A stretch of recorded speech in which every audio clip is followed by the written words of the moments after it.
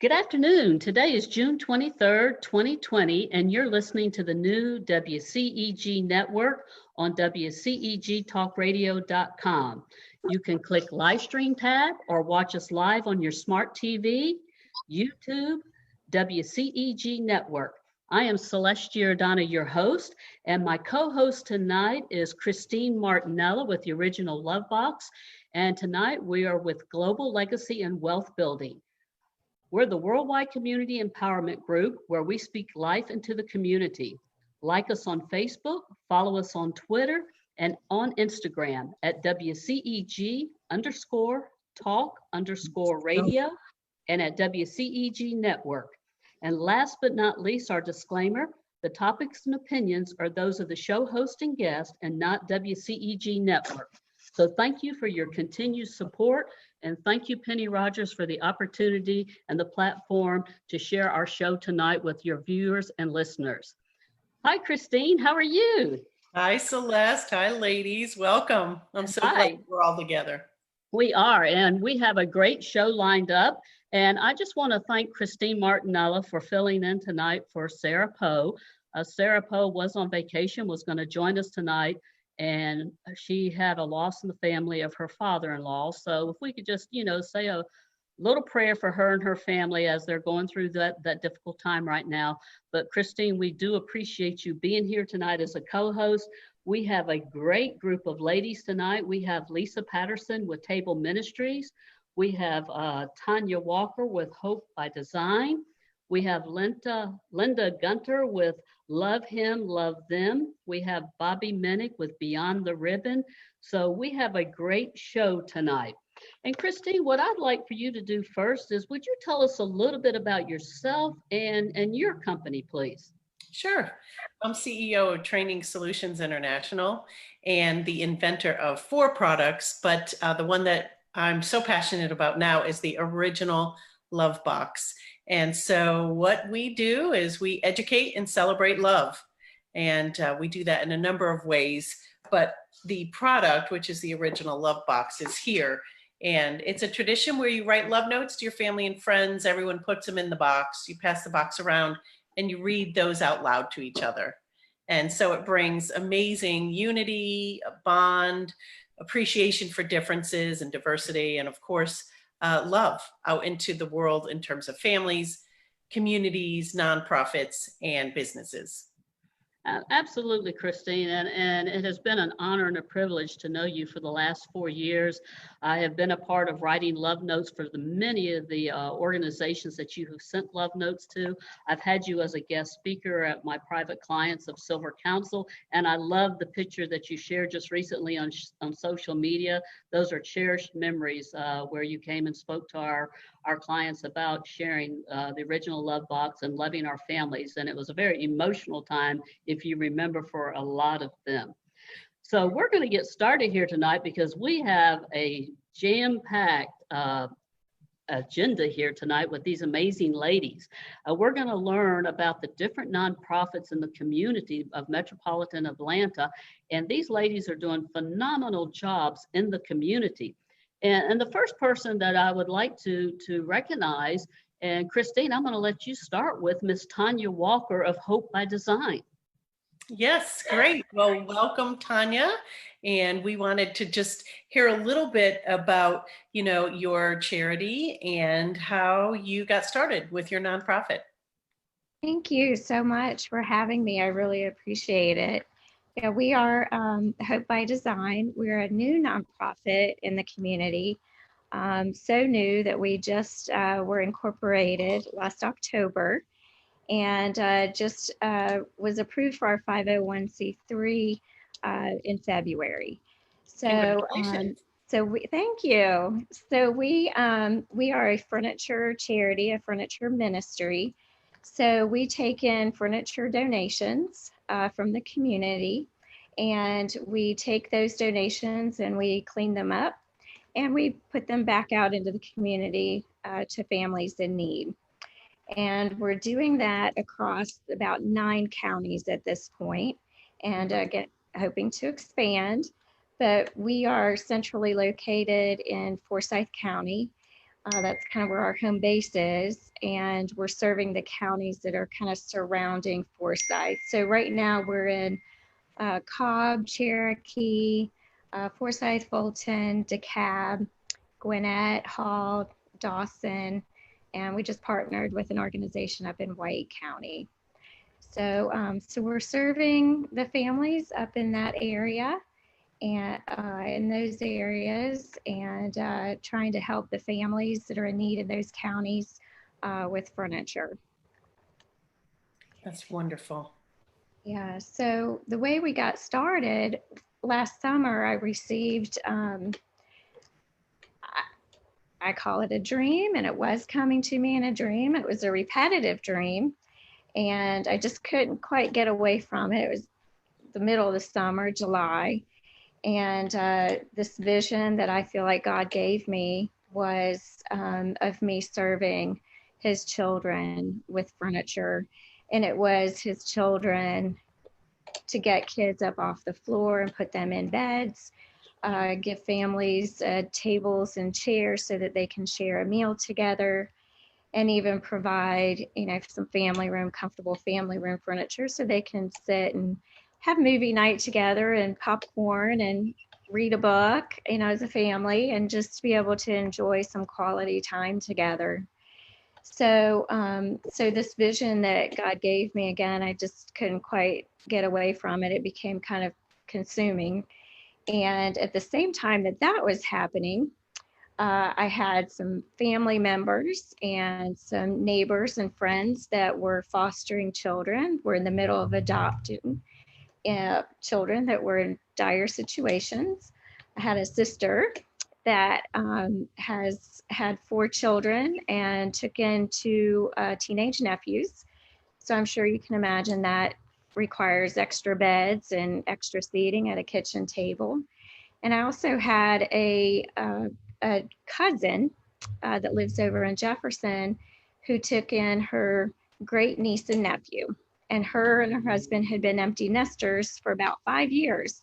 So you can imagine they did not have anything in their home for 10-year-olds. So, so she was just talking about that being a hardship on their family. Her husband had lost his job, and they were trying to buy beds for the kids and dressers, and it was a boy and a girl, so they wanted to be able to separate them for privacy.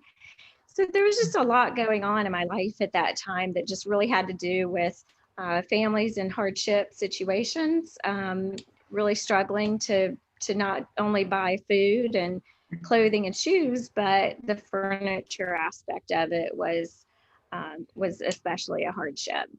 So as those things were going on, and I was receiving this vision, and I feel like it truly was a calling from God, then I started doing some research, and I found out that there are a lot of children sleeping on the floor in the state of Georgia. And I know just in our county right here in Forsyth, they have 100 high schoolers that are homeless and that are either sleeping on floors, kind of surfing sofas from friend to friend or neighbor to neighbor. So there's a lot going on in our community that we don't see and we don't hear about. And so I just felt in my heart that I needed to do something. So like I said, I did the research and I found out there's a lot of need, and there's a lot of wonderful giving people in our communities, and they have furniture and they're willing to donate it. And so I'm just the middleman. I'm helping those families that are trying to find a place for their furniture because they're downsizing, they're moving across the country, or maybe they've had a parent or parents that have passed and they're clearing out a house. So we take in those donations, and we just find a new family that it can serve for the next, hopefully, many years. Right. Wait, Celeste, do you want to go, or you want me to keep going? Yeah, you know what I'd like to ask Tonya is, how does the furniture program work for the families in need? So, and I know that you might want to share the square footage, because she has a huge building up and coming. And how does the program work for the families in need? And explain a little bit about, the the space that you have, because I think it's phenomenal. Yeah, there's a lot of aspects to the nonprofit. So we don't actually find the families and vet the families. We're actually partnering with organizations that already have a program in place. So they already have a program that's helping homeless families, or they have a program that's helping victims of, domestic violence or human trafficking. People are getting out of prison, getting out of rehab. A lot of times they have nothing. And we're helping families that are fostering and adopting children and taking them into their homes. So we're working with those organizations that again have a program already in place. And so we partner with them, and as their family is getting to a place where they're either going from maybe a hotel ministry or shelter or transitional housing, and they're moving into some permanent housing where they are self-sustaining. They've got a job, they've got a budget, their kids are secure in school, and they're ready to do it on their own, and they're ready to make that move. And so what we do is we come into the home and we provide all of the furniture for them. We provide beds. We also provide the bedding, and we provide the family room furniture, again, kitchen tables, chairs. And then we also kind of get down to the smaller items that they might need, like pots and pans and dishes, and even a shower curtain. Those little things that you just don't think of that a family's going to need, bath towels and such. So we really do try to furnish the apartment or the house or the trailer for our families. And we're doing that again for homeless, orphans, foster children, victims of domestic violence and human trafficking and recovering addicts. So we haven't really just picked one segment of the population that's in need. We're really trying to serve everyone. So that's kind of how the program works. It's to partner with those organizations, and typically those organizations have a caseworker. So what we do with the caseworkers is they fill out an application and they're approved, and then at that point they can refer their clients to us. And so by referring their clients to us, they have to have some kind of qualifying factors as far as income and just their current status of homelessness. But we just do a needs assessment just to find out what that family needs.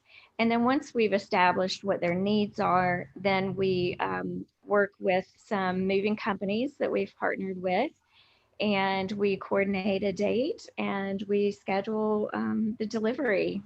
So you can imagine, as gracious and as giving as this community is, we have a huge inflow of donations, which has been a huge blessing. So we're able to help a lot of families, but we currently have about 6 storage units across 3 counties. Wow. We have a thrift store in the downtown Cumming area. And we just recently expanded into an adjacent space that we're calling our warehouse. It's not really a warehouse that is in my vision that God gave me. It's really a suite that we've put furniture in, and we've stacked it, on top of each other. And we might have a stack of end tables for a family to look at, and I guess they can look at it and assess it and decide if they like it, whether it's sitting on the floor side by side or stacked to the ceiling. I'm just praising God for giving us some space to put the furniture that we've been so blessed to receive. So that's how the program works. We're again working with the caseworkers, and we're partnering with different organizations, mostly churches, and different, again, organizations that already have programs available. Right. So what are your long-term goals since it's a newer nonprofit, what's your vision for the long term? Mm-hmm. So my vision is that anybody and everybody that's experiencing some kind of hardship, whatever it might be. We've even had families that have experienced fires in their home and they've been displaced and then going back into permanent housing, they've needed assistance. So hardship looks very different for different people. So the long-term goal is our vision of being able to give every family access to the furniture that they need. And for that furniture to meet their individual needs. And what I mean by individual needs is we really do a really thorough job in making an assessment of that family. For example, we've had a family that could only afford a 1-bedroom apartment, but they had 2 children. And DFACS was involved, and the judge wants everybody to have their own bed. So we got a little bit creative. Mom and dad were in the 1-bedroom, and we put a day bed in the family room and set it up to look like a sofa with the pillows. But at night, the day bed trundle could pull out and it would serve as a bed for both children. So again, we're really trying to focus on the family or the individual's living needs and what the requirements are for them to have, just a good quality living environment, good quality of life, and that they have restored hope for their future. Hence, that's where the name of our organization came from, Hope by Design. So we're hoping that the design in the home actually does improve their quality of life and their quality of their living environment. So the long-term goal is to work with more caseworkers. So we're hoping to partner with caseworkers at CASA and at DFACS. We are hoping to partner with more school counselors. The school counselors typically know which kids are sleeping on the floor. Kids are very vocal about those things. So we'd like to partner with Sunday school classes, small groups, to kind of organize maybe, some kind of a giving fund or a day of moving furniture to move our families into their home. Like right now, I'm trying to coordinate the delivery of furniture to 2 veterans down in Atlanta. And they just came out of a boarding house, and they're now in an apartment and they have nothing. So we're trying to coordinate, delivery of furniture to them. And it would be ideal for a church, again, a Sunday school class or some kind of a community group to take that on and just rent a U-Haul truck for the day and take furniture to individuals or families. We also are in need of a few things. So my long-term goal is to get our own box truck so that we don't have to keep renting U-Haul trucks. I think we're keeping U-Haul in business. So if you're looking for a stock option, that might be one to look at. Yeah. So the box truck is definitely a goal. And then we're using the small suite for our warehouse space. We have our thrift store. Ideally, I would like to have a big warehouse. And that really was the vision that God gave me as I was walking through a warehouse full of furniture stacked to the ceiling. And I was hand in hand with his children, and I was helping them pick out furniture. And I remember asking the kids, which bed do you like? Do you want the 2 twin beds? Do you want the bunk bed? Do you want the brown bed, the white bed? And which, pillow do you want? And my dream, it was, like a cat and something else. I don't remember exactly, but it was really walking with the children and walking them through this process and helping them select their furniture that was best for them and would serve their needs best. And to do that in a warehouse space where everything can be in one location and we don't have 6 storage units across 3 counties and I'm not going to the storage unit, and I'm not picking out the furniture for the families, but they're coming to the warehouse where they can actually pick out their own furniture. Okay. You Great. know, Tonya and Christine, one thing that really impressed me the most about Tonya Walker and her ministry is Sarah and I were holding a workshop in March. And matter of fact, most of the ladies were at this workshop. And I was impressed with Tonya when she shared her story about Hope by Design. And she was talking about what her mission and vision is, but it's almost like 24/7. And correct me if I'm wrong, Tonya, when we talked about this, that they have the store open during the week, 6 days a week, I believe. And then her and her husband on the weekends were renting U-Haul trucks and going and picking up, amazing donations from people, just overwhelmed. And then, having six storage units. You can just imagine the expense of paying for 6 storage units each month on top of that. But the ministry that you're doing is amazing for the community. And I would like for you to share how the listeners can support the ministry, because, even though people are donating these items, and Christine, I appreciate your input into this, but, there's still a lot of expense going out there, and there's such a need for what you do with so many different organizations, and just thinking of the schools, and as well as how volunteers can get involved with you. Yeah, so with any nonprofit, funding is kind of the big elephant in the room. It's something that is necessary for all of us, and the resources for that right now during COVID has been limited. I will tell you that financial donations have dropped off quite substantially, but we have been blessed. We have had some amazing donations and donors, and what the opening of the thrift store on February 1st, and then having to close the thrift store the middle of March was a little bit deflating. But what it did is it forced me to hop on Facebook Marketplace, and I just took pictures of the furniture, and we just kind of sold furniture through Facebook Marketplace and scheduled appointments here at the store for pickups, which we're still doing now. The store is open, but we're still doing scheduled appointments for pickups.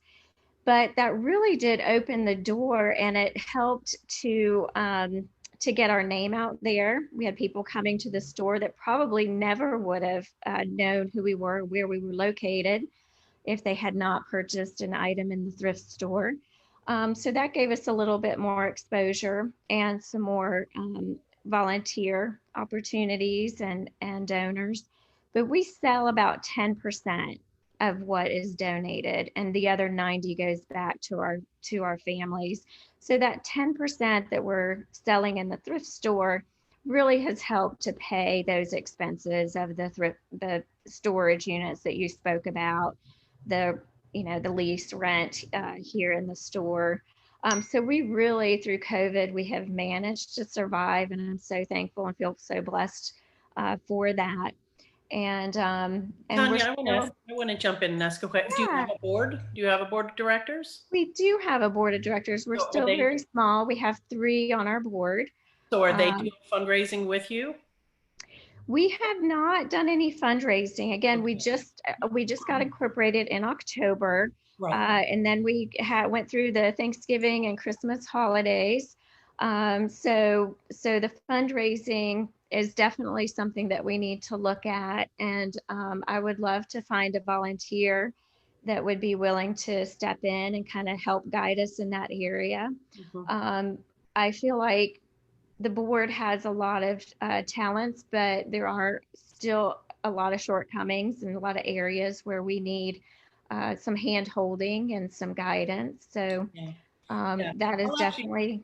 I'll make 2 recommendations. One is that you really build your board. If you only have 3 people on it, you really need more people on it, and you really need to focus on recruiting and educating, and then building that board. That's a huge thing, that's where a lot of your funding should come from. The people that are closest to you that are as passionate about your organization as you. So, and I'm sure some of, I see Linda's, yeah. The board, the board is where it's at.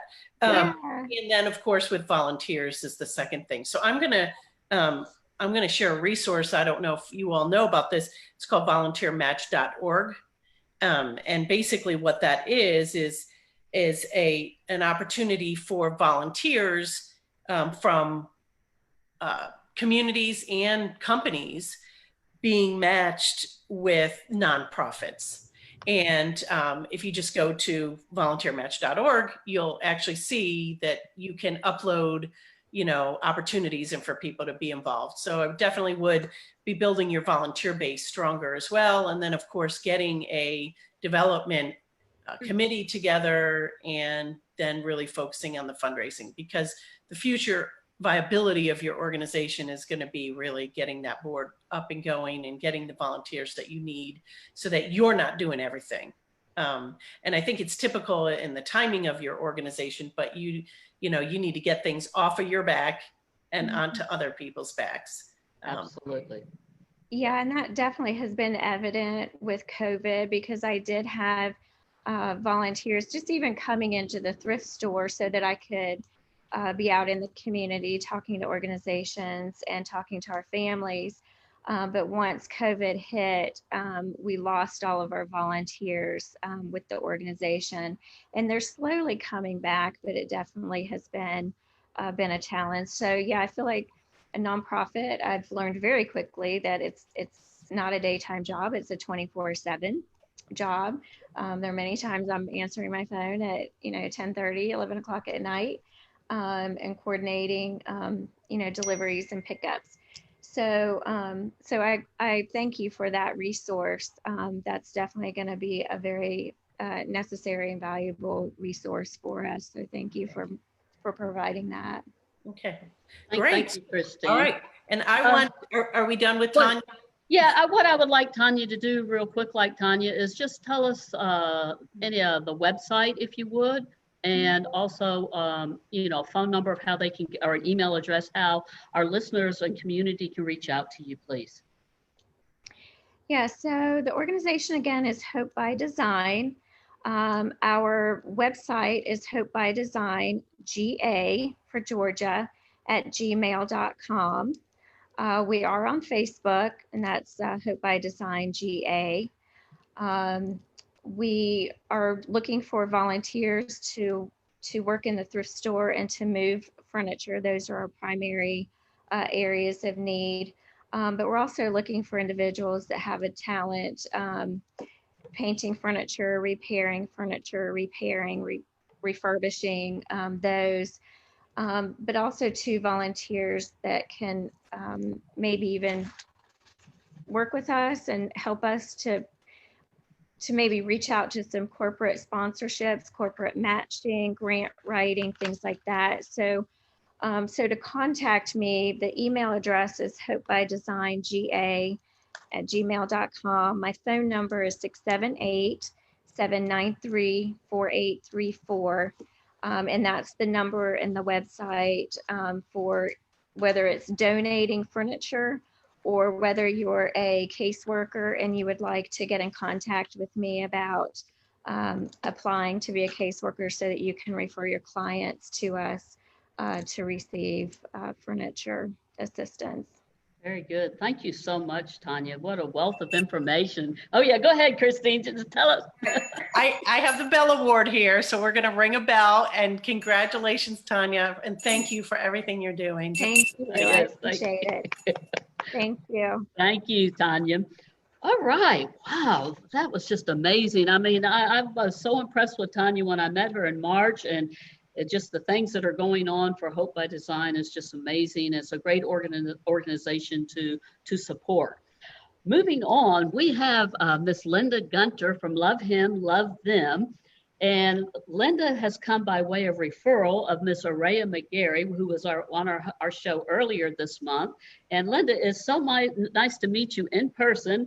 via Zoom here today. Yeah, And hi. so we'd love to hear a little bit about you and about Love Him, Love Them.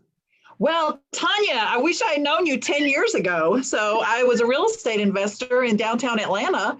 And the way that our whole ministry got started was we opened up a homeless shelter. So we had a lady that came up to us with a grocery cart at one of our houses that we were flipping in Vine City, which if you don't know what Vine City is, it's the 5th worst crime-ridden neighborhood in America. And we were flipping houses down there, and the lady came up and she said, I need a place to live. And I said, well, honey, this one's not done, so you're going to have to wait a minute. No, I need to stay there tonight. I have everything I've got in this grocery cart, and I need a place to live. And I said, well, you know what? You need a homeless shelter. That's what you need.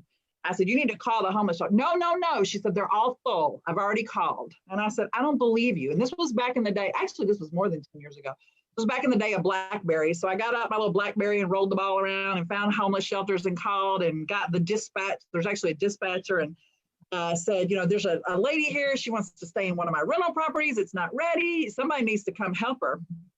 I said, what am I supposed to do? And she said, on the other end of the phone, they said, well, all the shelters are full. And I said, that's ridiculous. It's August. It's hot outside. Why is anybody in a homeless shelter when it's hot? And I said, what am I supposed to do with this lady out here with this grocery cart? And the lady on the other end of the phone said, I don't know. I guess you need to open a homeless shelter. And I thought, whatever. Because very long story short, we took that exact property and we turned it into a homeless shelter. And 6 months later, I was at an event that was for homeless people. And that I heard this voice and I thought that voice sounds so familiar. And I looked over and it was the same lady I had called on the phone, the dispatch homeless shelter person lady. And I said, you're the lady that 6 months ago told me when I was trying to find help for somebody, I needed to open a shelter. She said, you know what, Linda? I've done that 3 times. I've been working this job 25 years. I've done that 3 times and all 3 people have opened shelters. So how strange is that? But what we did in downtown Atlanta was that we could have used you for is because we were doing rental properties, we took the late and that shelter was like the Taj Mahal. My mother-in-law came down and made the curtains. It was like the White House. We had a red room, a green room, a blue room. Because we were doing it without government money, we basically shared not only about how to change your life with getting a job and with finances. We spiritually changed your life.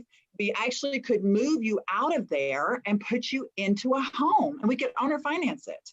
So that's when the furniture part came in. However, at that stage in our lives and still today, all we had to do was mention to the Lord what we needed and it would show up. Literally, baby carriages. It didn't matter what it was. If we needed it, it showed up mysteriously and anonymously on the front porch. So from that, a very, very good friend of mine did the finance part of our homeless shelter.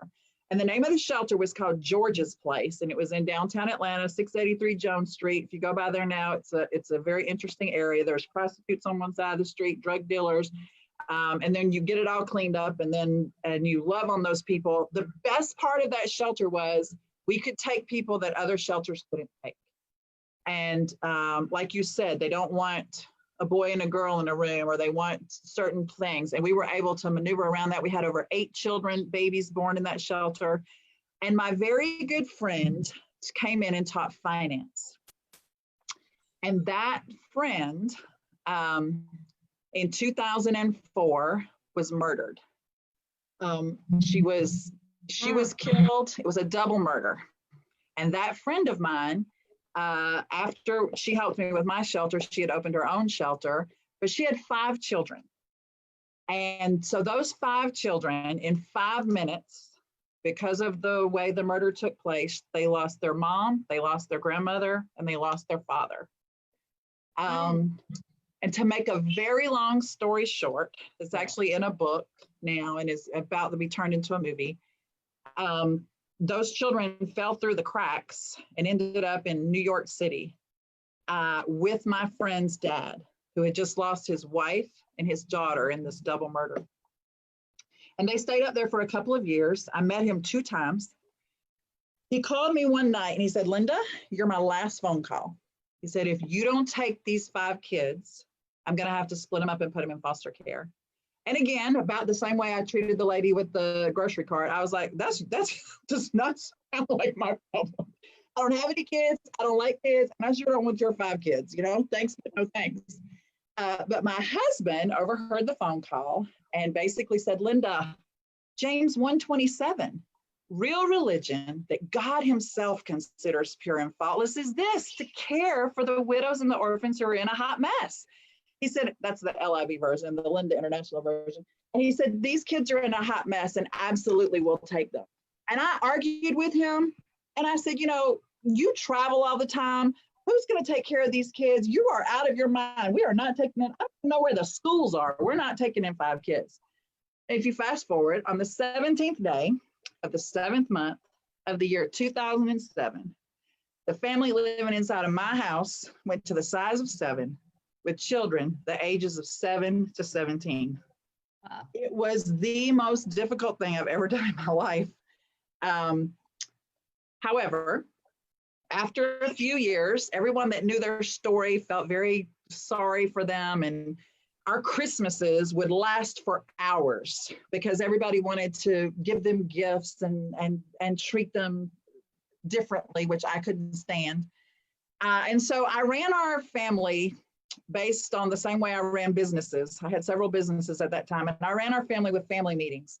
And so in November of 2011, at our family meeting, I made a motion. And I said, I make the motion that this Christmas, nobody gets anything. And instead, one small detail I left out of this story is my friend was from Haiti. My friend was Haitian, and so all 5 of her children were Haitian. I said, my idea is that this Christmas, we take all the money we would normally spend on Christmas, and we're going to go to Haiti, and we're going to find an orphanage that we're going to give everything to that you would normally get. And my idea was that if I took them there, maybe they would be a little bit more grateful to me, you know, that I had done this wonderful thing and taken in all these children. Well, nobody wanted to give up all their Christmas gifts, so it took a lot of negotiating and lots of discussion. But again, fast forward, 2011, we went, my very white husband and my 5 Haitian children got on an airplane, went to Haiti, and we spent Christmas in Haiti. And we found an orphanage with 17 girls, and we took Christmas for those 17 girls. While we were there, the gentleman that was taking us around took us to this orphanage, which wasn't really an orphanage. It was a place that children who had lost their families in the earthquake sort of went to. He was a music teacher and they just felt comfortable there. And we went there on Christmas Day. And those kids had no running water, no electricity, no ham on the table, no Christmas tree, nothing. And yet they sang with a joy of the Lord like I have never seen before. And that day, my life completely changed. I literally felt like Jesus Christ himself tapped me on the shoulder and said, Linda, do you see this? This is the joy of the Lord. No matter what your circumstances are, no matter what materialistic things you have or what you don't have, look at these kids. And I left that orphanage that day a completely different person. And I walked out and I told the guy that had brought us there, I said, you know, somebody needs to bring those kids to the United States. And he looked back and he was like, in his thick Haitian accent, oh, Mommy Linda, every American I bring here, they say the same thing, but nobody don't never do nothing about it. Fast forward, in 2016, those 30 children got on an airplane, came to America. They sang up and down the East Coast. They sang at the Mercedes-Benz Stadium. They sang at the White House. They took back the funding needed to completely renovate their orphanage, to completely, they came for 3 years in a row, they came. We are actually, as I'm speaking with you, I'm texting with a transport company. We're opening a hospital in Haiti with the funds that they raised. And at this moment, 22 of those 30 children are living in the United States of America. They are here either on student visas or somebody's adopting them. And they are now serving in our ministry here, which is Love Him, Love Them. So they are helping those kids are here helping with what we do locally in Northeast Georgia. We serve over 2,000 meals every Thanksgiving to homeless, hopeless, and homebound. We help with foster children. We have many, many things that we do here locally. We work with children who have obviously what's close to my heart, children who have one or more parent incarcerated. We do a huge Christmas party for them every year. So that is Love Him, Love Them in a big nutshell. I know, right? I feel the same way. Just to sort of let you know where we came from, how Atlanta fell into it, and what we're doing now. And now in Haiti, from that one trip, we have 6 locations. We feed over 5,000 children a day, and we have a vocational school. We have a jewelry business that we have girls that once they age out of our orphanage, they make jewelry out of trash. We do a lot of things. So God took a big mess and he let the Messiah touch that mess, and now he's turned it into our message. Wow.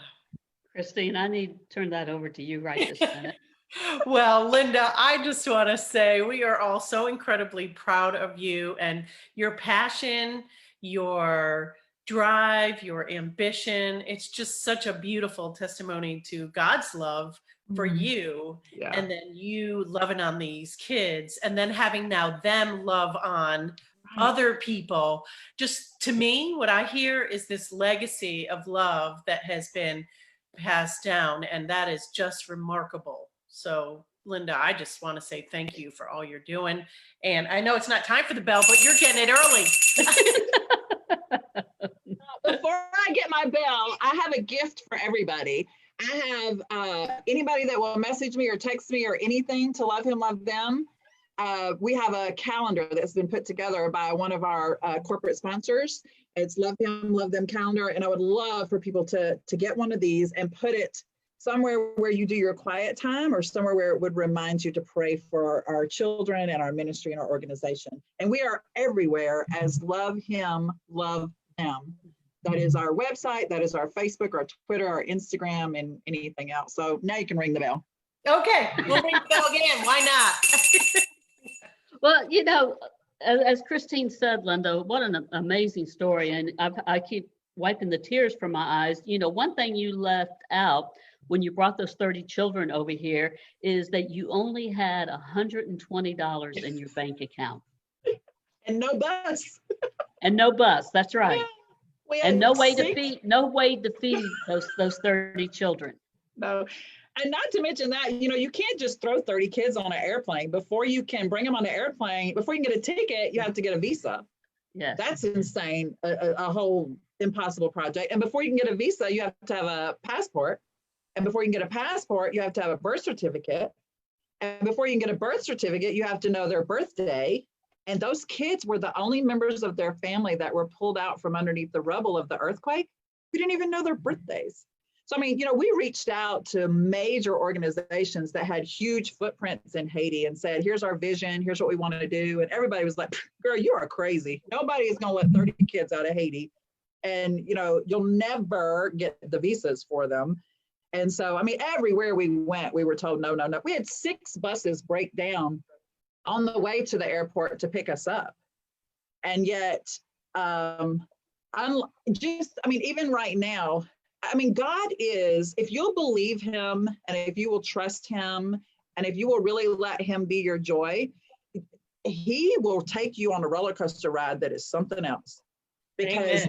Yeah, I mean, and to things that you could have never even imagined. I mean, how can we open a hospital in the middle of COVID-19? You know, and in Haiti, there are only 64 ICU beds in Haiti for a country that has 11 million people. And COVID is just hitting there.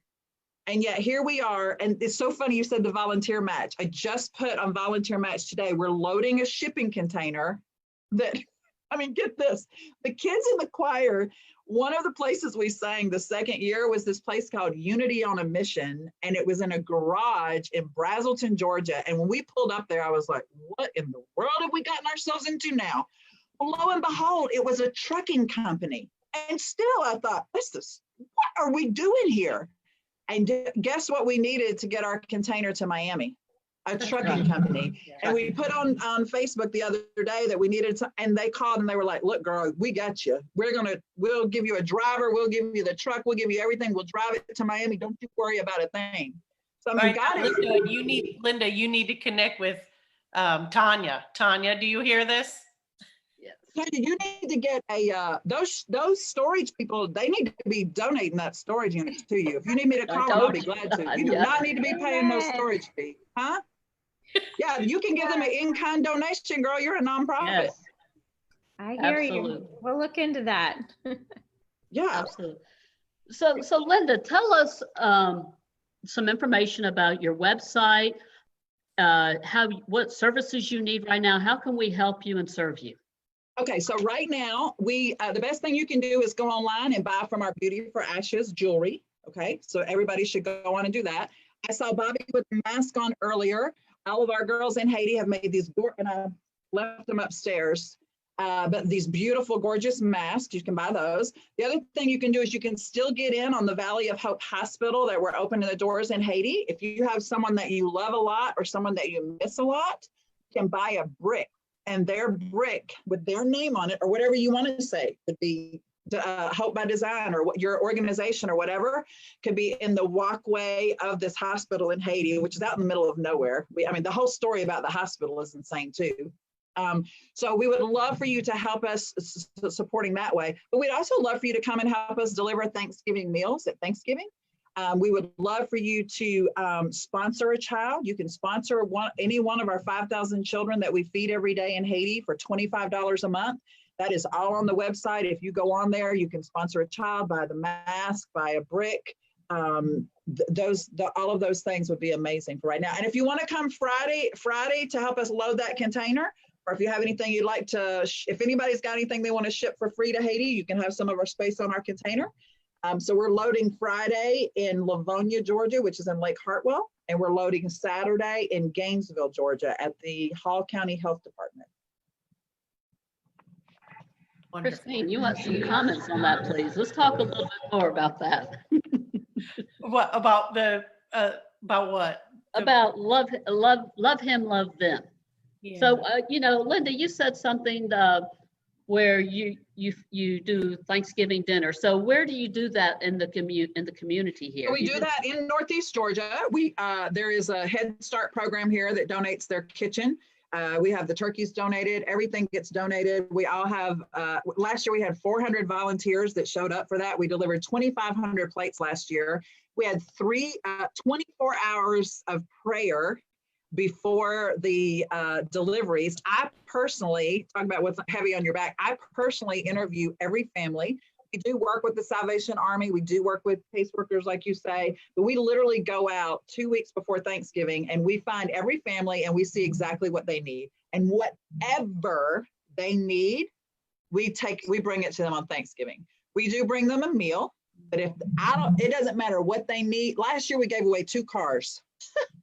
If you need a job, we give you a job. If you need a car, we give you a car. If you need a place to live, we give you a place to live. If you need sheets, towels, this year I'm getting from Tonya, but if you need furniture, if your kids need a pair of tennis shoes, if you need whatever they need, we literally sit down and we talk to them to find out. And then we follow up, and I think we chose 10 families this year out of those 2,500 to also provide Christmas for.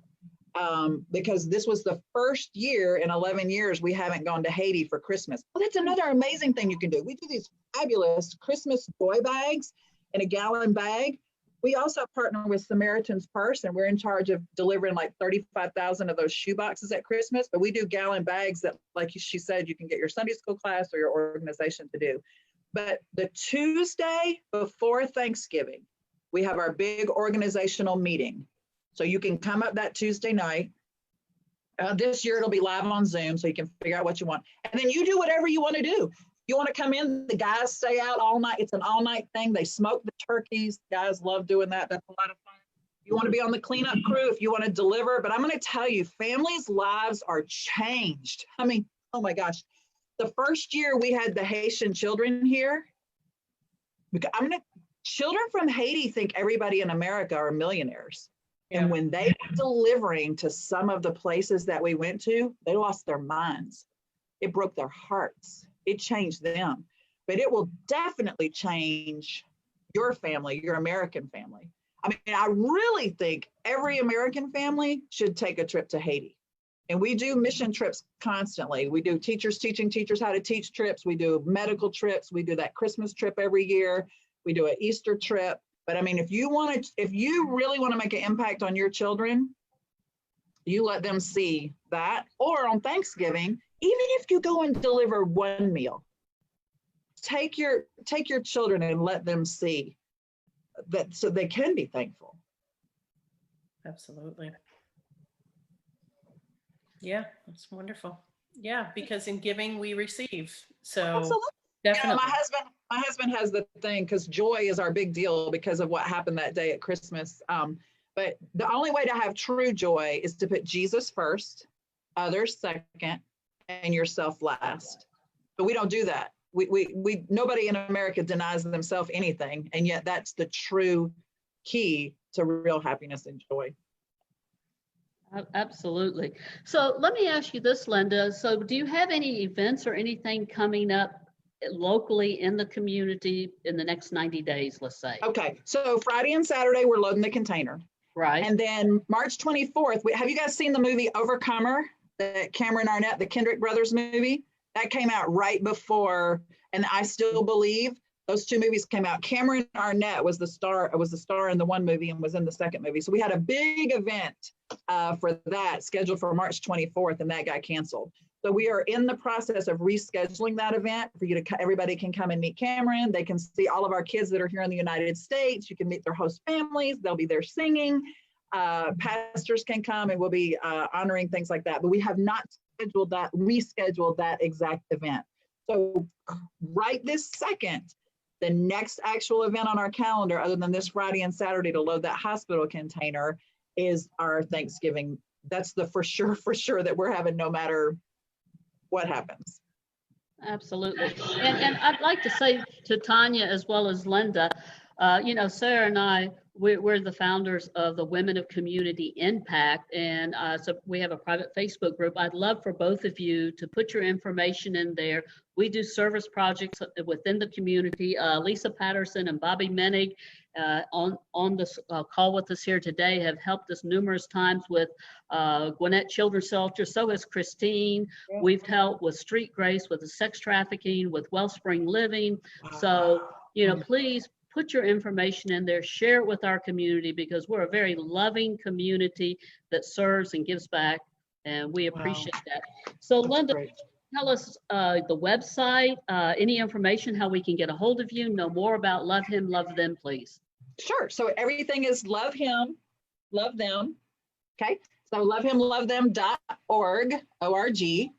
And then all of our information is on there. You can always email me. I'm Linda at lovehimlovethem.org. So that's easy also. My cell number is 706-599-7525. And all that information is on there also. So I'd love to talk with anyone. You know, I hate that word, sex trafficking. I don't know why. I hate it. But that's what this is a solution to also. This jewelry, these earrings, these bracelets, these keep our girls in Haiti. We have 125 girls and women right now making these that are keeping them off the streets, and where we have our vocational school to keep them out of that hot mess, which it is rampant. It's rampant here, but it's rampant there also. So yeah, I look forward to meeting with you guys, talking with you guys, and being a part of your women that can help me change here in Haiti. Absolutely. Christine, you have some closing comments for us, please? Well. You already rang the bell on me twice. Well. That's enough bell for you. You got your bell. Well, you know what, I just love so much of what you, Tonya, what all of you are doing, and what I hear from you, Linda, truly is that, we have the opportunity to bless other people. And what I love about your story is that here you took, no, I'm not taking those 5 kids in. And I come from a family of 5, so I know that chaos. And, and yet you were like, well, your husband was the one, and I think that, it's wonderful to see how God works in these challenging times, because like I actually took a young woman in with COVID from South America, and college student. I won't get into it all, but the point, and then one of my daughters actually came back home who was 20 something. And, when I look at how you're blessing those 30 people and then they're blessing others, it's like you bless others and you get blessed. And I hear and I know, your drive and your ambition, and, you couple that with God's power and grace and how you've left everything in his hands, and just miracles continue to happen. And so thank you for making those miracles happen. We're writing our second book right now about those miracles and about the experiences that we had on the road, and that are just so stinking unbelievable. And by the way, we're on our second 5 now. I don't know if you got the opportunity to see Merlinda. She came in, she was trying to redo my lipstick, which is on her. So we now have 5 more here in the house that are from Haiti. That's awesome. Cheers. That's great. Cheers. Cheers. Let me my water. What I'd like to do, Christine, is, we have people on the call with us here today. We have Lisa, and we have Bobbie, and we have Tonya. Why don't we just open up just a little bit of a Q&A to take a break in between the interviews? Because, Lisa, we haven't gotten to what you've done yet, but do you have any questions for Tonya or Linda that you would like to ask? I'm sure I do, but I'm a processor, so I'm still kind of processing everything that everyone's saying. But I don't know what the words are, but I just have to comment. It never ceases to amaze me how God orchestrates all of us for the good of people in need. I mean, so many of our stories, even though we're doing different sorts of things, it's all for the good of people who are hurting, they're hopeless, they're helpless, they're hungry. And he's using us all. In fact, a lot of our stories have little, in fact, when I get to my answers or my stories, I'm gonna kind of be repeating some of the same words and phrases and different things. And it's just amazing to me how, we may think, oh my gosh, I can't believe I came up with that idea. But then you hear stories of other people that have the same thoughts and plans and ideas and how he's using them. So I'm just so glad that I was able to follow callings just like you ladies are, and so many others just in our own community. So I just wanted to make a comment if I could. And I did. Very, very good. I appreciate that. Bobbie, I know that you deal with women, and we're going to hear your story in just a minute, with women and recovering from cancer. Any comments or questions that you'd like to add to Tonya or Linda's story so far? Well, I have reached out to Tonya. I was looking for a bed for a young lady. So that's what I love about what you do, Celeste, is that being able to connect with these other nonprofits and how we can help each other is just invaluable, especially to me. So, and whoa, Linda, you got a whole bunch of energy, girl. Give her another bell ring, Chris. Yeah, For? I thought the bell ring was to shut you up. Is the bell ring? No. The bell ring was great. So, actually, I was reminded this of from Bobbie. I checked all your websites out before we got on the call. But Bobbie, you had on your website how when a cancer patient finishes their treatments, they always ring a bell. Yes. And so it's in celebration for all that you each are doing, almost like clapping, but it's a lot louder. Because I went through cancer with my dad. I lost two of my sisters. I mean, I've been down this cancer journey. My husband just recovered from stage 4 cancer last September. I've been down this cancer journey so many dang times. So I said, I'm bringing the bell. Yes. Well, I'm getting a bell. You are the bell, Linda. Ding dong, right? Okay, Bobbie, any other questions or anything that you may have? I'm just so overwhelmed by the love and the energy and the passion that these women have right here, and it'd be great if the world in general could like do this too, and let's all just come together and solve the problem. And that's what I love about these ladies is we see a problem, we see a need, and we put our heart into it, and we want to find solutions, not for us, but for those in our community.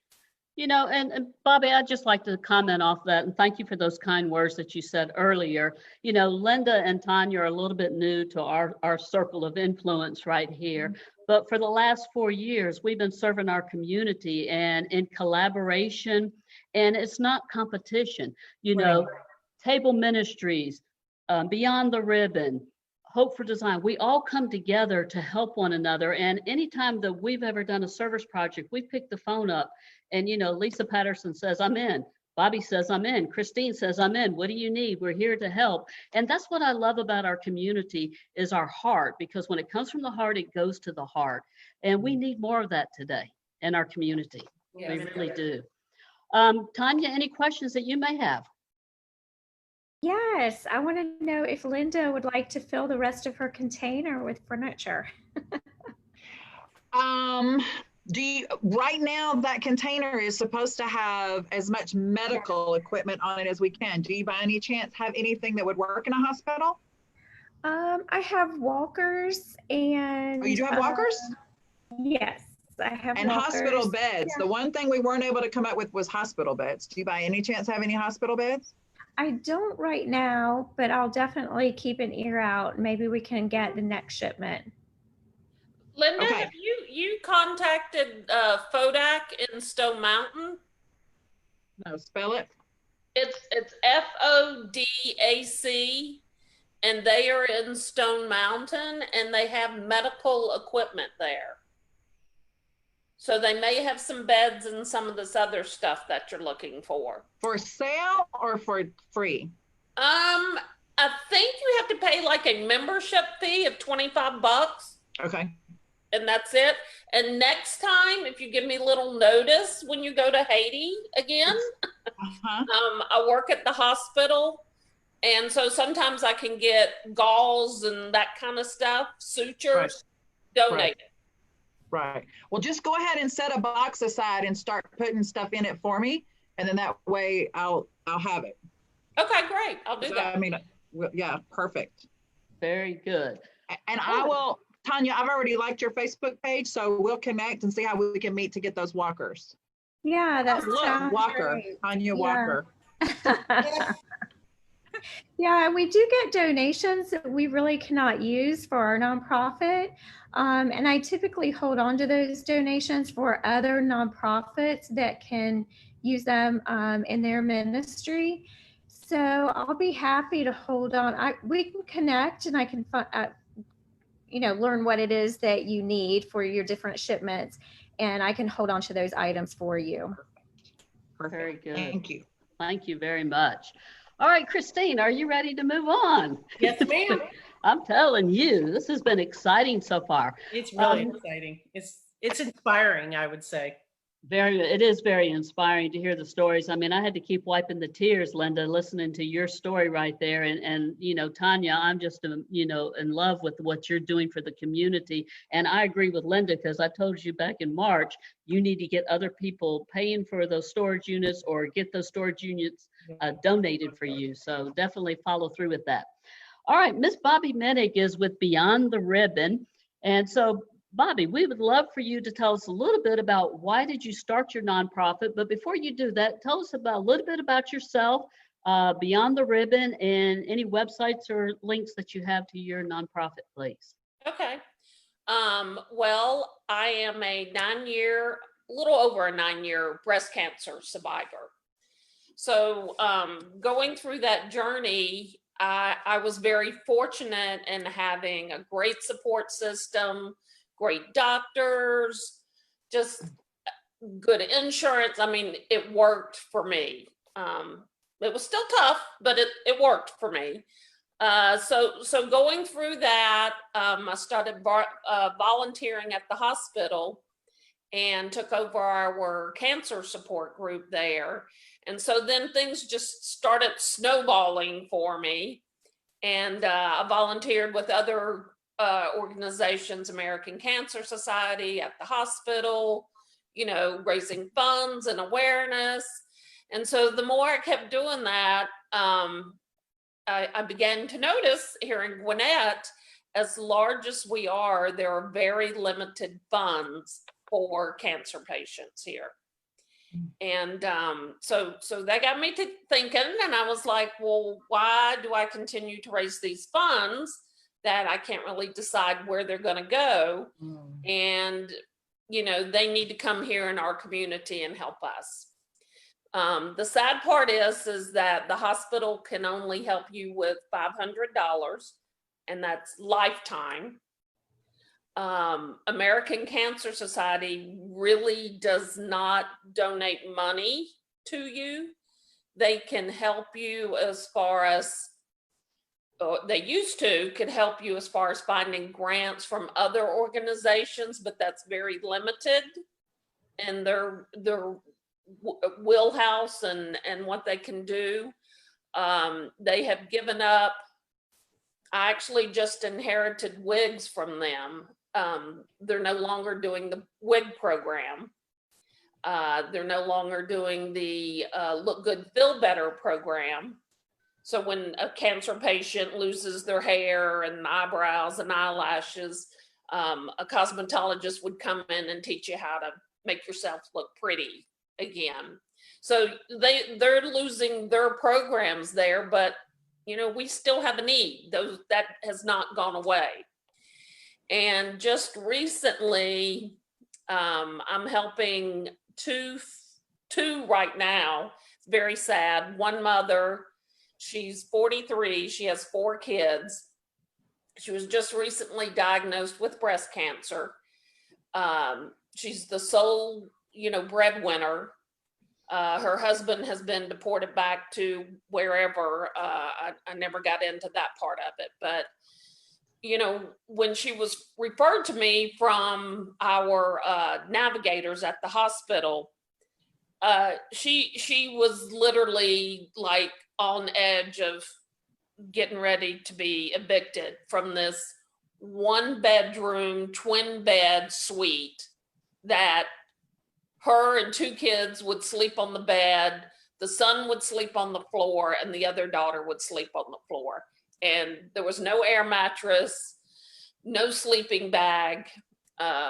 She was just like, you know, what am I gonna do? And so I was like, you know, just talking to her, never met her. I went to this hotel, and you know, I was just talking to her and I was like, well, you know, when you have this surgery, you're not going to be able to go back to work. She was going to have a lumpectomy. And she's like, what do you mean I have to get back to work? And I was like, no, honey, you can't. You're going to be out a week. And she was just like, what am I going to do? I have no money. And so, you know, I talked to her a little bit more and I was like, well, what are you going to do? And she said, well, I was getting ready to tell my kids that we were going to have to pack up the car and go live in it. And I was like, oh my God, no, we can't do that. No, that's not going to happen. So I immediately went out and paid for her room for 2 weeks until I could like figure out who's on first, what's on second for her. So we kind of got through that like week, 10 days. She still hadn't at that time been able to go back to work. And I've been bringing her food. I paid her phone bill. It's just, you know, it's just so sad.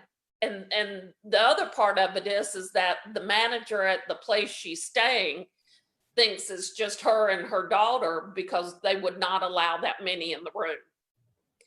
So, you know, every time I go knock on the door, I say, it's Bobbie, your mom's friend, and they'll, you know, open up the door just a little bit to make sure it's me. And, you know, I go in and just visit with them. But, you know, come last Friday, the doctor said, we didn't get clear margins. We're going to have to go in and do a mastectomy. Therefore, you're going to be out of work another 4 weeks. And she's just, her world is crashing. And I'm like struggling with the hospital saying, you know, we get this money to them. You know, I can't constantly fund it. And I'm like, you have this $500, what is it going to take? And, you know, I was just like, oh my God, what am I going to do? What am I going to do? And I mean, I ended up, I was like, I got to pay, you know, another 2 weeks. I can't have them out there in COVID world with 4 kids in the car. Yeah. Let me just ask, Bobbie, do you have a board? Yes. You have board of directors? Yes. How are they helping you with fundraising? Yes. Yes, not a lot. Now, if we do an event, yes, they'll step up to the plate, but this is something Celeste and I have talked about, how I need to get more movers and shakers. Yeah. I mean, I've done a lot of fundraising on many levels, and then foundation work, giving away grants. And, you know, it's real important as a nonprofit to spread the mission. Right. So, you know, Bobbie, you are passionate about this, and the need is great, and the need is real. And so you should not be carrying this brunt yourself. There's only so much you can do. Yeah. And there are so many people that have had cancer, or family members that have had cancer and all that, you know. And when I was doing development, work, and then as an executive director, I told the executive director he needed to spend 40% of his time building the board to provide all the resources, financial and physical, that the organization and people that the organization needs. So right. I hear you, but I want you to put on a new pair of glasses. Yes. And the new pair of glasses are going to be, Bobbie needs to talk to other people. Yes. And get other people on board and ask other people to do what Bobbie should be doing. Yes. And you know, there's so many resources out there, and I'm sure that I don't know if you all have, but you know, the Northeast Georgia Foundation offers all kinds of training programs. I've sat in all kinds of training. They're $25 each. Yeah, no, I've gone to those and they're great. Yeah. So I just want to interject that, because you will be able to exponentially multiply. Like here I run, you know, a business, and then I have this original love box that is, you know, spreading love in the world with the love notes. And every month we were doing outreach programs with love notes and all kinds of loving activities. Well, I'm a business and I have 10 volunteers that are my love agents. What's up with that? Those are just people that are aligned with the mission of spreading love with the words. You know, and so, I mean, you got to spread yourself where you're multiplying people. They can do so much more than you can alone. Yeah. Oh, well, no doubt. And, you know, the heartwarming part for me is that we also have a closed Facebook group for cancer patients and caregivers. And because of the love that we've spread in this group, I mean, just in the past week, I've gotten 7 requests to join it. So, you know, I know people are going, wow, this group is awesome. And, you know, when I help these families, they go, when I get through this, I want to come help you. And I will say the majority of them do. And I think my management skills could be better. I know it's better for me to get out and spread the message and let other people do the other stuff. I know I'm hurting the mission by not doing that. Well, you could just do so much more. Right. That's what, you know, as you're growing the nonprofit, your heart, there is no doubt, Bobbie, your heart is all about this and all into this. And everyone that starts a nonprofit, you're passionate about whatever it is that you're focused on. And so you can do so much more for so many more people if you multiplied through people rather than trying to do it all yourself. And Yeah. Yeah, Absolutely, one of the Christine. things that it's nice because I work at the hospital is that I'm meeting a lot of doctors. And so I'm starting to build those relationships so they become community partners with me. One of the ladies that I'm helping who was just diagnosed with metastatic breast cancer, and I'm putting her up in a hotel. She's got a very sad situation. She was telling me about where she used to work, and she was like, you should call this guy. He's very, he's got a big heart. And I was like, well, why don't you just call him for me? You know him, make the introduction for me and I will follow up. So, when you start out new with a nonprofit, it's just such a learning process. Yeah. Do you have a strategic plan, Bobbie? No. Celeste is on me about that. I'm just, I just see. Celeste, get on that. Yes. I've been up. What I'd like to do, Bobbie, is Beyond the Ribbon. This is your 4th year. Is that correct? Or 3rd year? Or just completing our 3rd. And I mean, financially, their 3rd we've year. done okay. Yeah. Because what I want to mention is, in the last 3 years, Bobbie has done an amazing job in creating events and fundraisers. She's had a tea party. She's done 5K runs. I mean, Bobbie, what are some of the things that Beyond the Ribbon has done to raise money to help fund and help these women and survivors of breast cancer? Like Linda, we had an event in April called Hats and Ribbons Afternoon Tea. Macy's is our fashion sponsor, which is incredible. So we've had to put that off, and I'm really just kind of watching the whole COVID thing to see, if we're still going to be able to pull that off. But we do have our Run for the Ribbons, which is a 5K. We were successful for our first one. We had over 100 people, which was really good. Yes. Great. And then we're going to do Save a Breast Karaoke Fest, which has been successful for us too. So, I want it always to be fun and people, find their inner fun and love and just enjoy life, because life's just too serious and, Well, and Bobbie, you also, for the last 3 years with Beyond the Ribbon, you have been there nonstop to help in community service projects and deliver. You have an amazing team of volunteers. I've met many of them. I have spoken at your circle of friends, your women survivors of breast cancers, and Christine, I hope that you get in there very, very soon, because it was very touching to speak to those group of women that were in there. So you're doing amazing things. So you've shared with us what your nonprofit does. You've talked about when is your 5K run coming up? September 17th. So is there anything before September 17th? I'm still looking at the hats and ribbons. It's originally I pushed it to July 26th. So, and I'm just really waiting to see, what the top number is of having participants. It's at the Tannery Row Ale House in Beaufort, and that's a beautiful facility.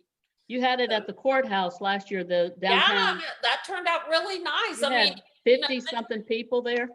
Yeah, we had a full house, and Beth Brownlee came in and spoke. And what I find is that when people see your passion and your heart, is that they are so willing to jump in and help you. And that's, Celeste, you're like my mentor there. That's why I love giving to Lisa. And if I find somebody that has furniture, I'll be calling you up, Tonya. And I just bought a bracelet from you, Linda. So, I believe in giving back to those that help support, because I think together, as a group of nonprofits, we can accomplish so much more and become like this lifeline to help each other. Absolutely. So how can people get a hold of you, Bobbie? What is your website, email information, phone number? Well, those that are friends with me on Facebook know I'm always on there. So you can always definitely message me there. But our website is beyondtheribboninc.org. You can email me at info@beyondtheribboninc.org. And then my cell phone number is 404-274-2024. Absolutely. Any closing comments, Christine, that you have for Well, Bobbie? Bobbie, thank you for all you're doing. I know that that cancer journey, it is just so stressful on so many levels. And so what you're doing really is a lifeline for so many women. I actually want to throw out another resource for the women who have nonprofits, which actually are all of you thus far, that serves women and children. And I started a group, it's called the Gwinnett Giving Girls. Have you, any of you heard of that? You did that? Yeah, I did that. I'm not in it right now for a number of reasons. I'm actually not even supposed to be in Georgia anymore. I'm supposed to be traveling around the world right now, but I'm happy to be here. Anyway, yeah, I started that with Cherie. Anyway, what the Gwinnett Giving Girls does is that they give, it's women that all pool our money together, and then nonprofits that serve women and children go and present their nonprofit to the group, and then the group votes on who they give funds to. And I know that last year we gave over $20,000 away, and but it's specifically for women who, you know, charities that serve women and children. So I just wanted to put that out there. It's through the I believe it's the Northeast Georgia Foundation. I can't remember ever there's two of them that sound the same. And but they're actually, Randy Redner. need to find this out, but I think they're taking names and nonprofits now. Yes, yeah. And so they run on a yearly cycle. Yeah. And so they actually, you want to get in as soon as possible. They take applications and then, you know, invite different people to come in. They check, you know, different things on your status and everything. Just make sure you're legitimate. But it is women wanting to help women financially through nonprofits. And even if your charity doesn't get chosen to get the funds, just the opportunity of presenting in front of the group, people will volunteer that feel passionate about your organization. So I wanted to share that resource with you all because I think it's a great, it's, you know, women helping women. Yes. Absolutely. Any comments? Linda, do you have any comments for Bobbie so far? You're on mute. Take yourself off mute. Well, I have 5 children, a bird, a dog, and a cat, and my husband, and I can hear them all, so I didn't think you would want to. So I have a chapter in my book about my friend Diane that I went through cancer with, and wow, you have to have an advocate. Yes. So what you have to have an advocate, and it sounds to me like that's what you're doing. My only, I mean, and I don't want to say anything really, because if you're having events, I've never done an event. You know, our event was, we showed up with 30 kids, we told our story and just come help us. But so it sounds like you've got that down. But again, I would suggest, if it were me, I would make really good friends with whoever owns the hotel, if that's the way you're going to be putting people up. And I would say, look, dude, I can give you are you a nonprofit? Yeah. Yeah.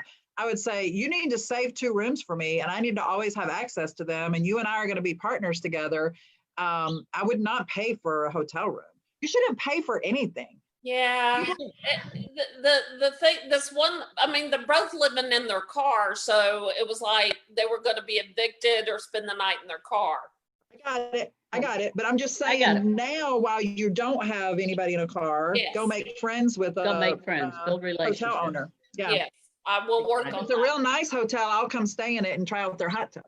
Okay. All right, let's give Bobbie a round of applause and a bell. Yay! Okay. Wow. My goodness. Now, Lisa, she said to me when we first this morning, she said, Celeste, please don't call on me first. So I made you last today. We saved the best for last here, Lisa Petterson. So not really. Everybody is the best right here. So tell us a little bit of, how did Table Ministry start? Well, first of all, I didn't really want to be last. I just didn't want to be first. But now I'm like, gosh, how do I follow up all these awesome women and their missions and their stories? So I don't know how I'll fare, but I'm just going to tell my story, how it started and where it Big from the heart. is now, and hopefully where it's going. So Table Ministries actually started out as a vision on my front porch back in the fall of 2016. And when I was out sitting on my porch just doodling and listening to a video, Christian video, and the words "there's a better life" kept popping up on this video, and I just started doodling, and all of a sudden I had the letters TABL written down on paper. And when I looked down on there, in my mind I heard the word Table Ministries, and the hairs on my arm stood up, and I just got all excited. And so I ran into the house and shoved this piece of paper in my husband's face, and I said, "Honey, what does this say? Can tell me what this word is?" And he said, "Well, I don't see a word. It's just letters, TABL." And I was so disappointed. And I said, "Well, to me, it says table." He said, "Well, there's no E." And I was like, "Oh man, darn.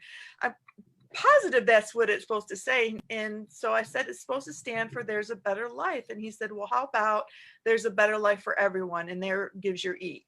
Very So good. together we came up with that acronym, Table Ministries. At the time, I didn't know exactly what that meant or who I wanted to help. I just knew I felt God calling me to use my spiritual gifts, which is to encourage, to motivate, and to inspire. And so I was trying to figure out how to serve the community using those gifts.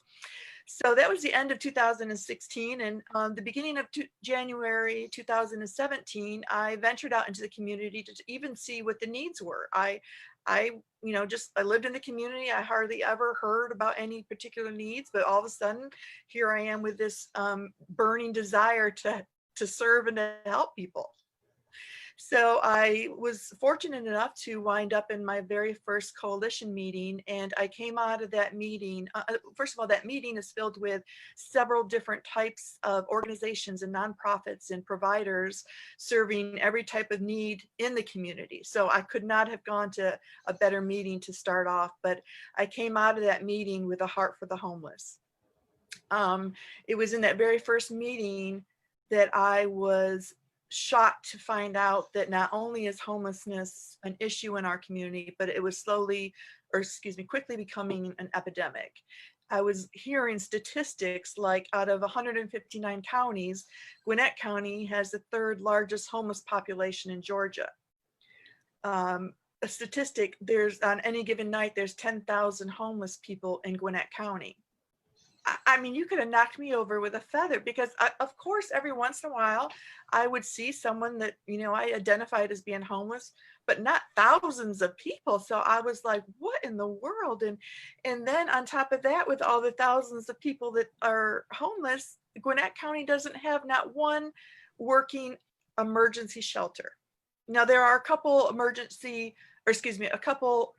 shelter programs, but none that are emergency.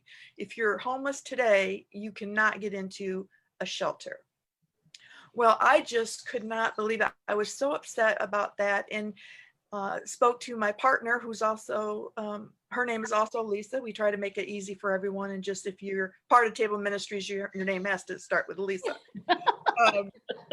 But we started talking, and I started explaining to her what I was learning about all these different types of wraparound services, anywhere from education, medical, counseling, churches, all these different services that people who are experiencing homelessness needed, and how could we use there's a better life for everyone's philosophy to impact not only clients, but also to complement all these other organizations that were serving the homeless. And so we sat across the table with each other and like, okay, well, what do we have to work with?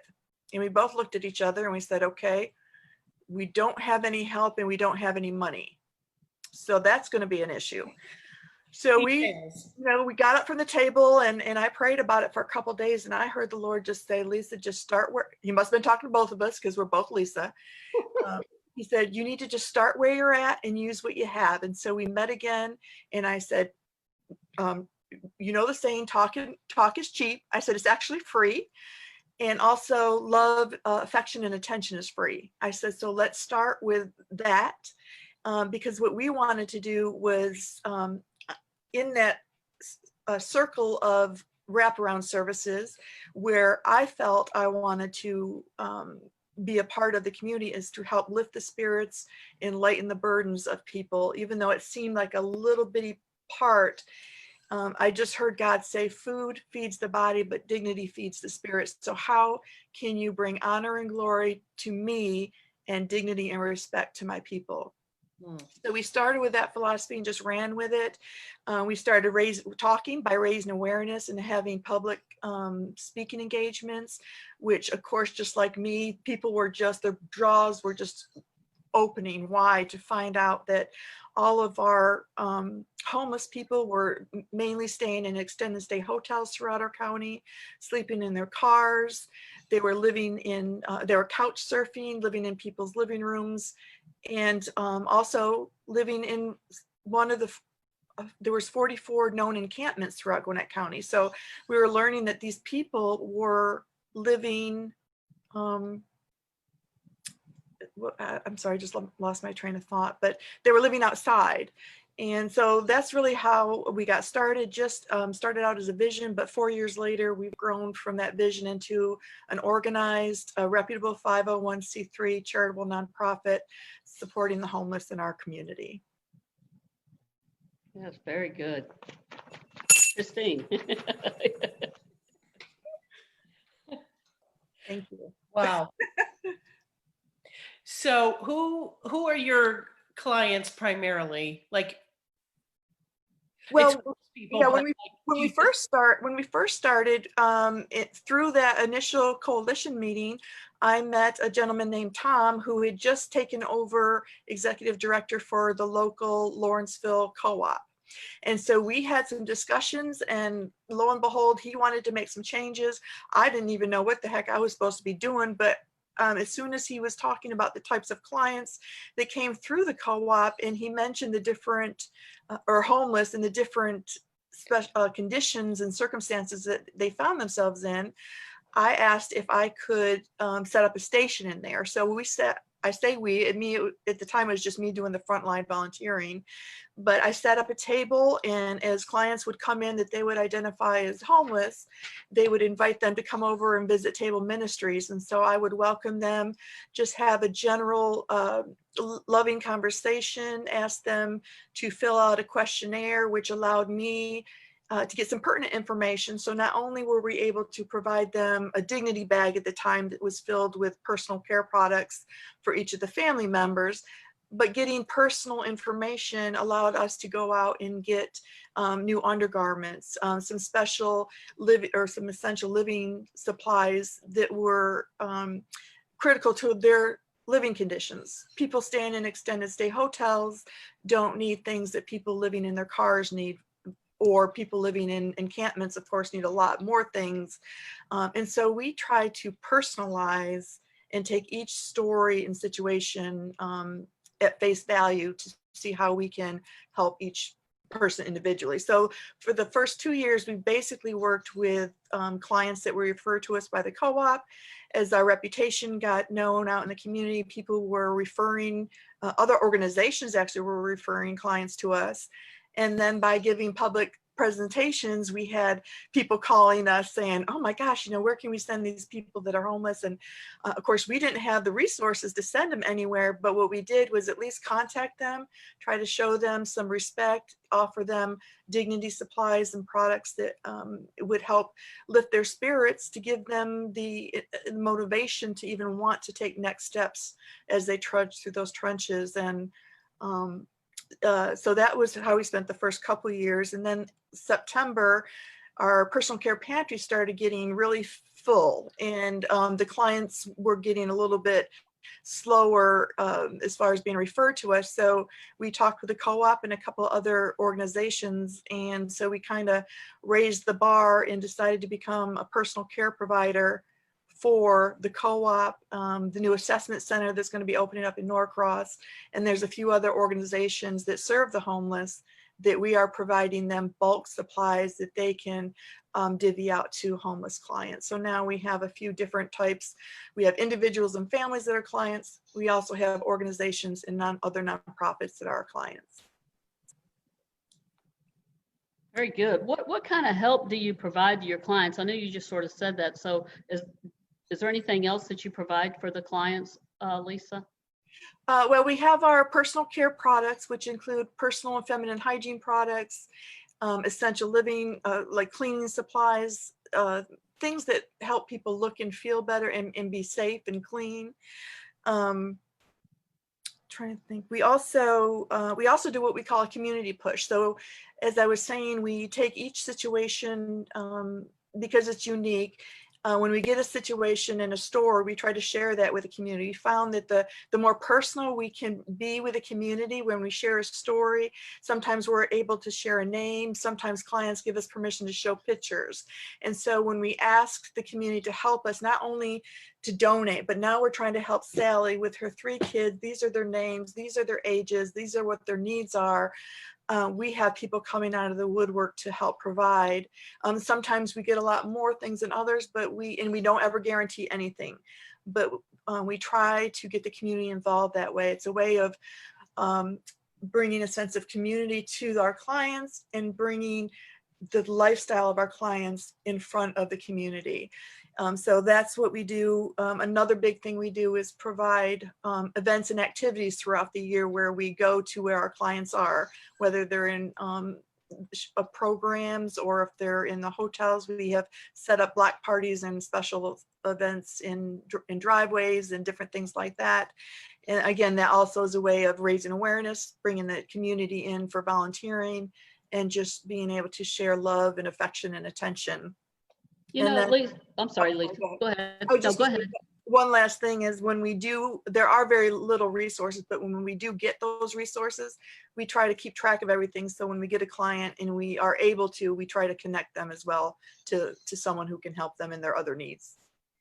Absolutely. And I know through the course of the first half of this year with COVID-19, you've had several events where you help do a Mother's Day thing, a Mother's Day project. You do, like you say, block parties. You just did a Father's Day project where I think you donated a personal gift item to them, as well as Dunkin' Donuts gift certificates for them. You had somebody in the community, I believe it was with Linda Gober, and then that donated that, which is amazing, to where each of the fathers, you went into the hotels and the places, extended stays, giving those gift certificates to the fathers. And this month you have, tell us about what you have going on this month, please.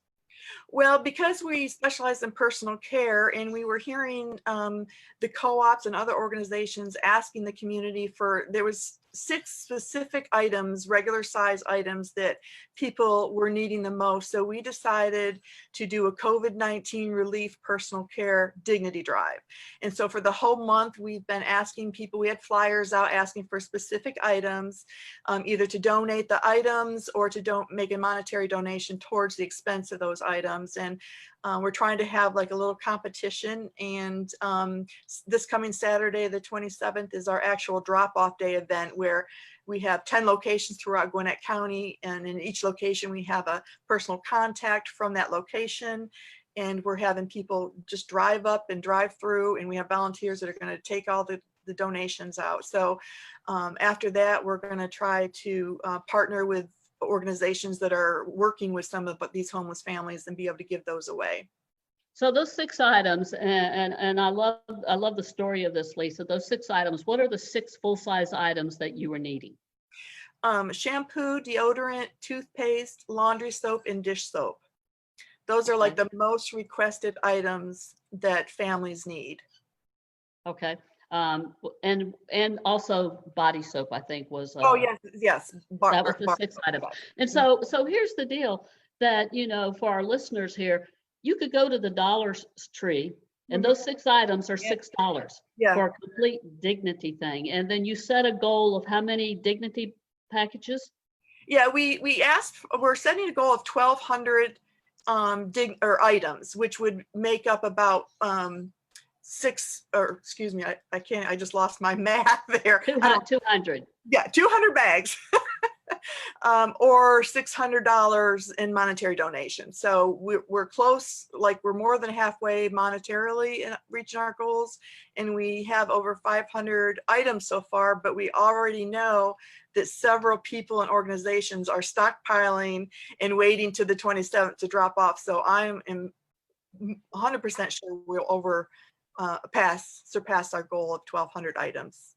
All right. And Christine, do you have some last comments that you'd like to share with that, and maybe get Lisa to share how we can reach out to her, please? Sure. Well, Lisa, I mean, I think, what I really appreciate about you, Lisa, is that, you've just taken, like, it's like you had a little tiny spark from God, and then you listened. Yeah. And it grew, and it's grown, and it's grown, and it's grown. And I just love that you're just being so real about, this is where I am and this is where we keep growing, but to have that persistence. And I've heard that from all of you, it's like, it's one thing to have an inspiration. A lot of people have inspirations. I mean, I meet inventors every day. There's 1,000,001 ideas, but who actually acts on that inspiration and just keeps saying yes, one step at a time, one step at a time. That takes, it's, well, inspiration plus perspiration, equals success, right? And so I just love that. So how can really people be in touch with you? What are your website or your contact information? Our website is www.tableministries.org.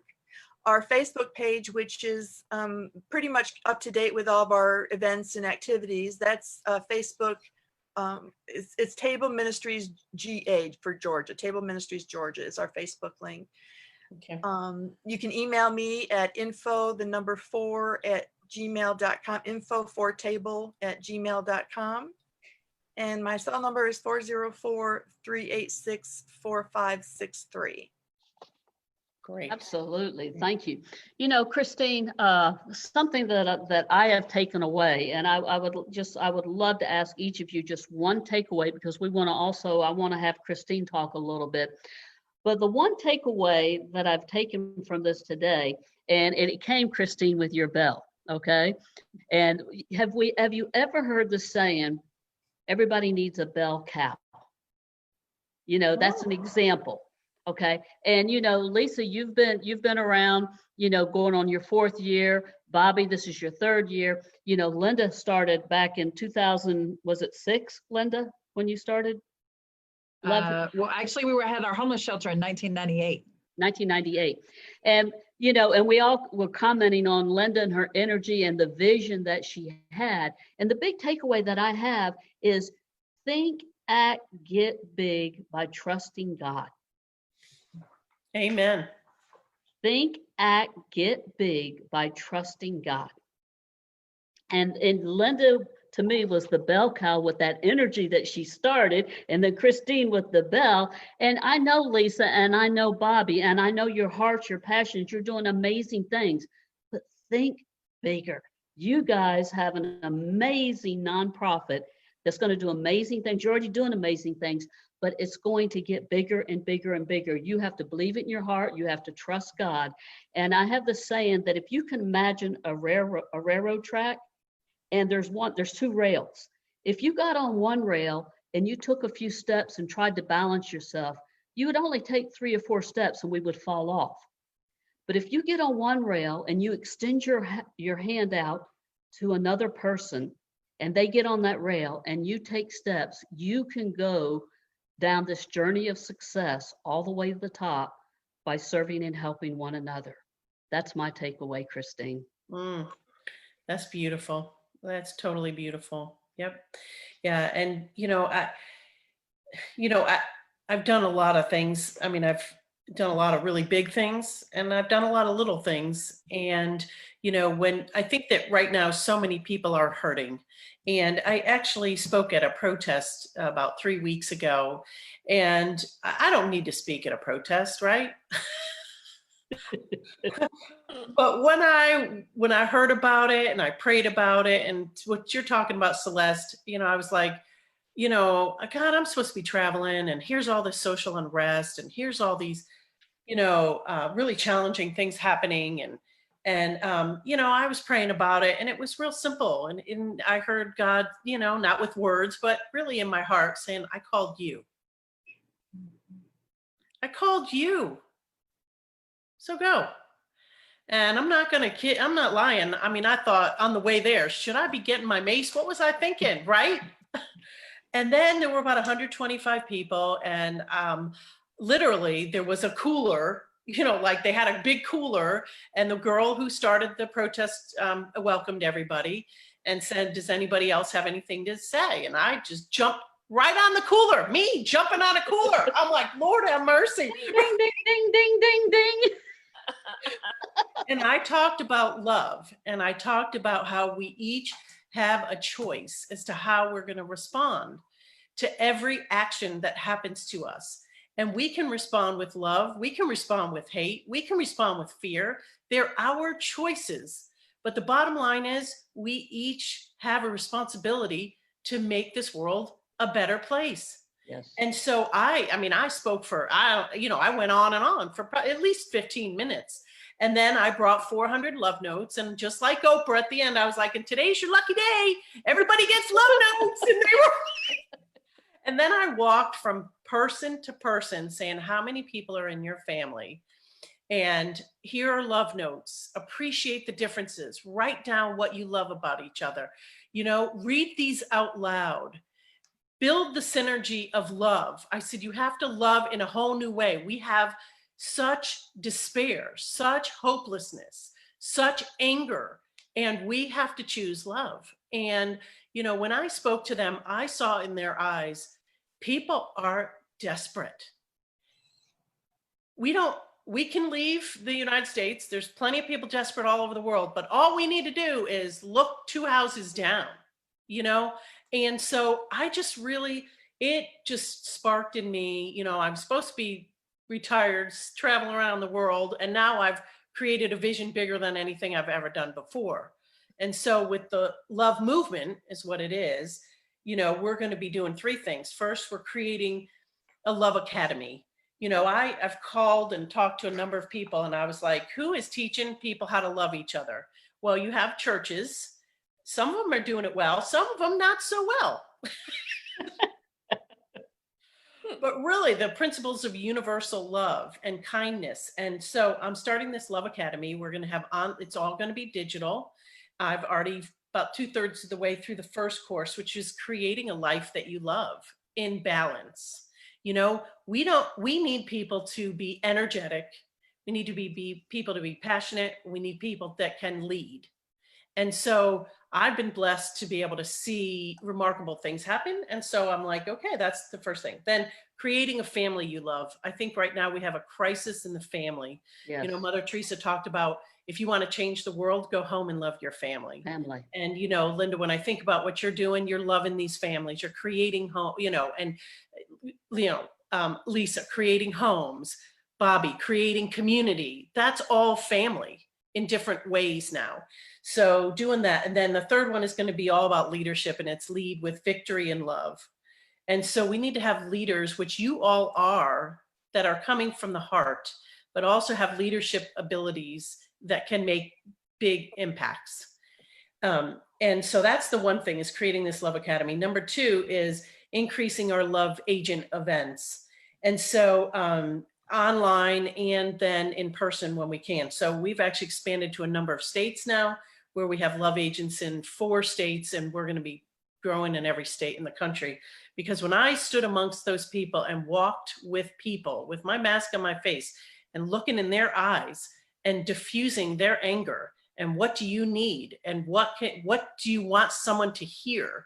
We need to be the bridge. We need to be the bridges. And there's a lot of hate, and we need to see the love force. We need to see a love force that moves in the United States and all over the world in a whole new way. So I'm going to step up and doing that. The third thing is actually celebrating people that are love agents in the world, of which you all are. And so I'm going to be doing a love and leadership show that will be online, and it will be like a half-an-hour show highlighting people that are spreading love in the world. And I don't know what the award's going to be yet, but we're going to have lots of awards because I think we need to celebrate the good guys and the good girls that are out there. And then the last thing is that we're going to really build the Facebook presence. Right now we have a little over 400 people on the original Love Box page. I'm going to change that to the Love Unites page. And we're going to be doing all the work out of that page and then my Christine Martinello page as well. But, you know, I just am so passionate about spreading love, and you all are doing it. So I want to thank you for what you're doing, because it takes a tremendous amount of courage, fortitude, and vision. And so I really do just want to thank you for what y'all are doing. Thank you so much, Christine, and absolutely thank you, Bobbie and Linda, Lisa and Tonya. You know, Sarah and I, when we started the show, and I've known Penny for several years, I've been a guest on her show here at WCEG Network, and Sarah and I created the nonprofit called the Women of Community Impact. That word that you shared, Christine, impact, was a word of what was important to Sarah and I about impacting our community. Another word that you used is our wording is bridging the gap in servant leadership. And we do have to bridge that gap in servant leadership with love. And there is a lot of people that are hurting out there, starting with our families, but that we need to love one another. So I just want to thank each and every one of you for being a guest here today. Also, I want to thank our listeners, and I want to thank WCEG Network of WCEGTalkRadio.com. You can watch them live on Smart TV, YouTube, WCEG Network, and this whole show tonight is all possible because of the WCEG Network and their impact that they're making in the community here today. And I just thank each and every one of you for sharing your stories with the listeners and the community and how we can help them. And you can go into YouTube, you can make some comments. I encourage you to like that and put, whether it be on their Facebook page or YouTube, put the links to your websites of how we can reach out to you, serve you, any projects, and how we can donate. So with that being said, I just thank each and every one of you for your time, your heart, your servant leadership. Christine, thank you for being a fabulous co-host tonight. You are just ring amazing. the bell, Christine. Yeah, ring the bell for Christine. And any other last words that you have, Christine? Any last words? Well, I mean, last words, I just want to encourage you in what you're doing. And, you know, I know how hard it is. I know how hard it is to stand alone and be the visionary and to be the hands and the feet of God in the world. But the bottom line is he's calling each of you, you know, he's placed it on your heart. And so I just want to, you know, I wish I could just give you a hug. I'll give you a virtual hug. Virtual hug. Yeah, and thank you for what you're doing, because you know, the world needs a lot more people like you that are igniting the change and really being that spark of love in the world. And so, you know, that's just, my heart is really full hearing your stories now. And so I want to just really encourage you to keep on keeping on, and God will give you all the grace and all the mercy and all the power that you need to make that impact in a bigger, better, or just deeper way. Because the world needs that love that you only you can bring, the love that you're giving to other people. Absolutely. You know, and I'd like to ask Linda to give us a few closing comments. Linda, I just want to tell you, there's the only way that we can love them. Everybody on this that can hear my voice has a them in their life. That is one of the most difficult things in the world to do, is to love that person.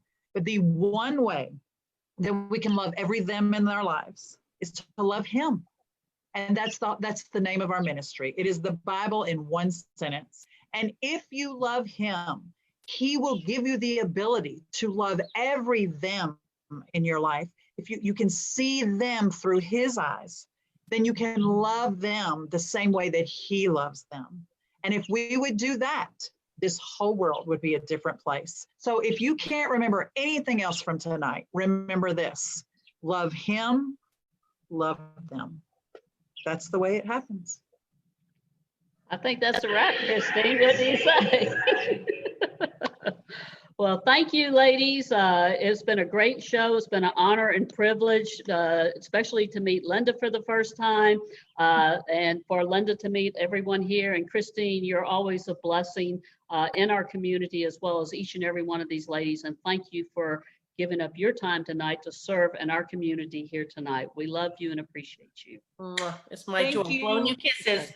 Thank you. Bobbie, Lisa, Tonya, thank you. And you guys have a wonderful and blessed evening, and we will talk with you later.